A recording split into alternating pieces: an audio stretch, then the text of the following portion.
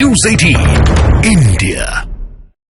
लेकिन इस बीच और आगे बढ़ते हैं खबरों में। हिजाब को लेकर सबसे पहले राजस्थान में जयपुर की हवा महल सीट से बीजेपी विधायक बाल मुकुंदाचार्य ने सवाल उठाया था और उनके सवाल उठाने के बाद ही विवाद और ज्यादा बढ़ता चला गया। गणतंत्र दिवस पर एक स्कूल में वो पहुंचे।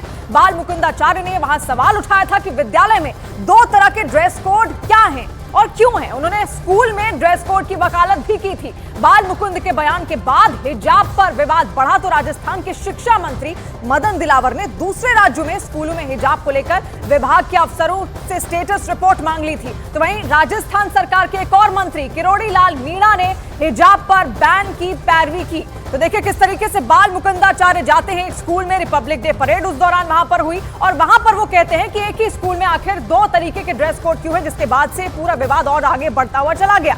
राजस्थान में हवा महल से बीजेपी विधायक बाल मुकुंद आचार्य ने एक सरकारी स्कूल के समारोह में ये कहा था कि सरकारी स्कूलों में दो ड्रेस नहीं चल सकती। उन्होंने आगे ये भी कहा कि बच्चों के हिजाब पहनकर आने पर सवाल भी उनकी ओर से उठाए गए थे।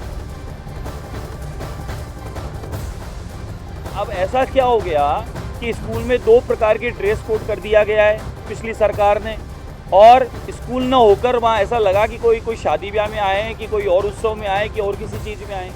फिर कुछ स्कूलों में बड़ा अजीब वाकया हुआ कि सरस्वती का मंदिर है, मूर्ति कहाँ है, बोला यहाँ से हटा दी गई है। दो ड्रेस कोड क्यों हैं? सबका एक ही ड्रेस होना चाहिए। फिर स्कूल का ड्रेस बना क्यों है? फिर स्कूल के ड्रेस का तात्पर्य क्या रहा जब स्कूल में इस प्रकार के ये बच्चों में गलत भावना डाली जा रही है। बच्चों को आपस में मिलने दो, सौहार्द बनने दो, प्रेम बनने दो। फिर आप बच्चों में बचपन से ऐसा माहौल डाल दोगे तो बच्चे कैसे मिक्सअप होंगे, कैसे जुड़ेंगे एक दूसरे से। एक बेहद संवेदनशील मुद्दा है, एक संवेदनशील मामला है और जिस तरह से बयान जब बाल मुकुंद की तरफ से सामने आया तो ये पूरा मामला यहाँ पर तूल पकड़ता भी नजर आया। भवानी, क्या कुछ कहा जा सकता है, क्योंकि फैसला जब किसी सरकार की तरफ से लिया जाता है तो जाहिर सी बात है जमीनी स्तर पर उस पर अमल करना बेहद जरूरी भी हो जाता है। लेकिन हिजाब का मुद्दा एक बेहद संवेदनशील और बड़ा मुद्दा बनकर सामने आया। किस तरह से सियासी तौर पर यह मामला अपने और चरम पर पहुंचता नजर आता है?